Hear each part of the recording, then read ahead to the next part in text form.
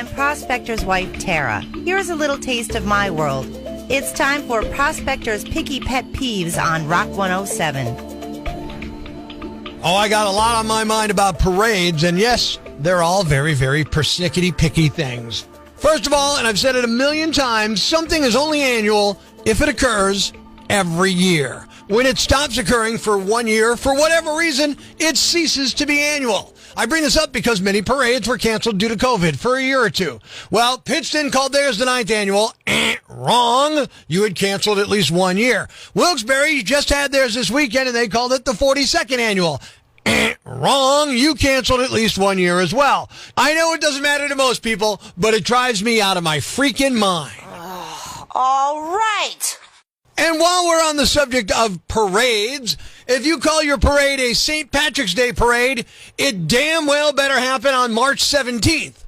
Otherwise, it's a St. Patrick's parade. Seriously? And this one's a little inside baseball, but I'm going to say it anyway. Why is it that every parade I've ever been in has you line up a good 90 minutes before the parade steps off? And I realize there's a lot of moving parts and a lot of people going on, but maybe 45 minutes before it steps off would be better. Nobody cares. You think that was bad? Try living with him. Love you, honey. Mean it.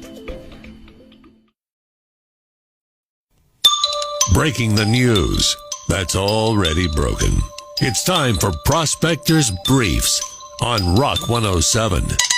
Dee Snider from Twisted Sister turned 67 years old today. He still has that we're not going to take it attitude, except when it comes to his meds. As you know, Tom Brady unretired. It seems the only person who's in and out more often than Brady is Nick Cannon. Spring break has made a triumphant return to Florida without COVID restrictions. Also making a triumphant return, syphilis, herpes, and chlamydia.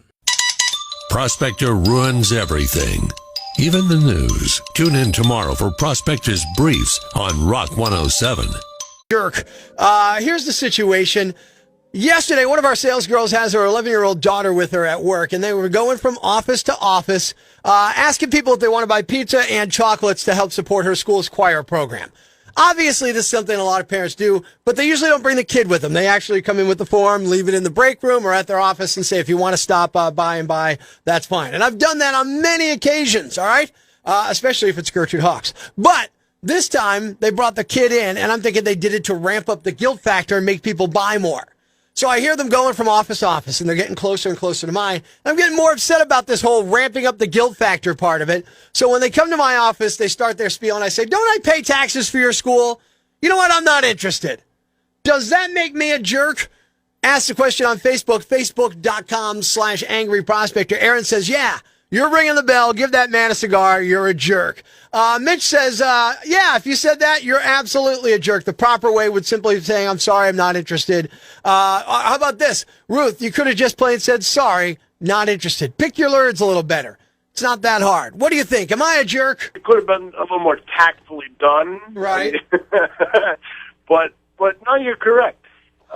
You do pay taxes, and for her to bring her child in to maybe make the guilt factor a little bit more, I can understand you declining. Yeah, Prospector. Yeah. I think pretty sure that her doctor thought you were a jerk. Yeah, I was pretty sure that one pretty quick, too. But so what do you think, though? Personally, no, I don't think you were. I tend to not buy stuff either. Jill says, no, not really. You're not obligated to buy stuff, but you could have been nicer about it. Marianne, a nicer decline would have been better. Didn't your mommy teach you manners? Jim, of course you're a jerk, but the mom's a bigger jerk for bringing the daughter in when she should have been in school. What do you think? Am I a jerk? So I got to tell you first that I usually agree with you because I'm a bit of a jerk myself. Okay. But you have to realize that the school taxes don't necessarily always go to the music programs. And if she's raising money for the choir, then, that's a good cause. And maybe with the little kid there, that might have been, a little harsh. So we're saying A, a little harsh with the kid, and B, maybe my tax money's not going where I think it's going anyway. That's right. It's not. Yes, sir. On this issue, are you a jerk? You're definitely a jerk on this one, Prospector. Definitely. You got to open up them deep pockets in spring. Robert, I would have went a lot further. I would have pulled out the handbook and looked up the part where it says no soliciting. And Susie said, yeah, you're a jerk. You know what? It's not the kid's fault. It's the parent's fault. Maybe you have the parent with a conversation later, but you could have at least bought something for the kid, or you could have been nicer about it. Kathy, you could have been nice about it, jerk.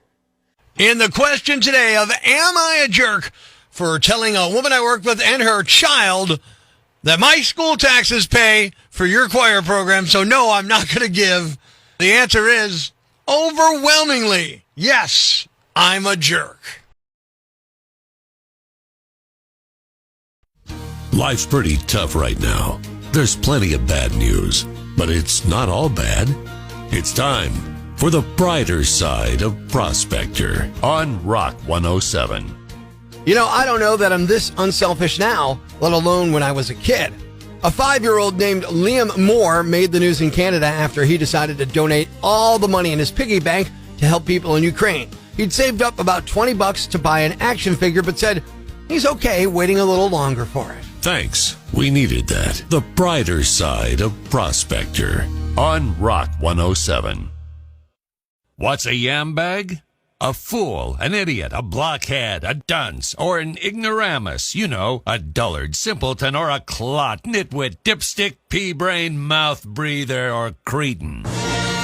It's now time to announce the winner of Prospector's Yambag of the Day as decided by you at rock107.com. Here are the nominees. Nominee number 1. This has got to be the worst sleepover ever. A couple in Pennsylvania were arrested after spending the night inside a Target.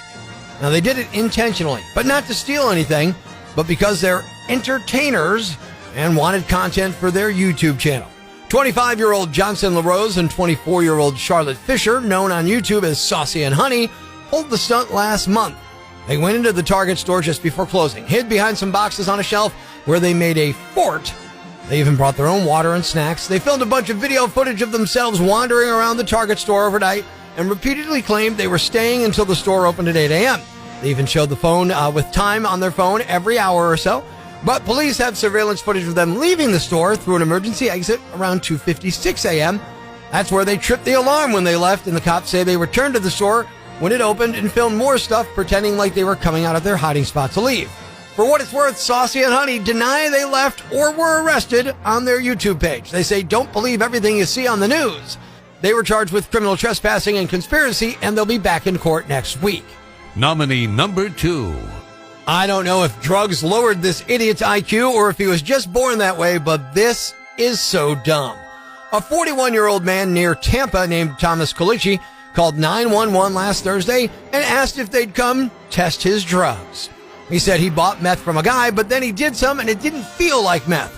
So he thought maybe it was bath salts, and he described himself as an experienced drug user who would know the difference. And he wanted the cops to arrest the guy who sold it to him because he lied. When the cops showed up, he handed them 2 baggies that contained a, quote, crystalline substance, end quote. He was surprised when they arrested him for it. He got out on bond the next day, and he's facing charges for felony drug possession. The dumbest part is they did eventually test the drugs he gave them, and it was meth, not bath salts. And the winner is the guy who asked 911 to come test his meth. You are the Yam Bag of the Day. And we'll move on to Friday's Yam Bag of the Week competition. Stay tuned for all the nominees for Prospector's Yam Bag of the Day each weekday morning right here on Rock 107. And the Prospector's Prime Cuts podcast. Be sure to catch us live weekdays from 5:30 to 10 a.m. on Rock 107 or online at rock107.com or the Rock 107 app. A free download for your Android or iPhone. Subscribe to the podcast on Apple Podcasts, Google Podcasts, Spotify, Stitcher Radio, or wherever you get your podcasts so you never miss Prospector's Prime Cuts.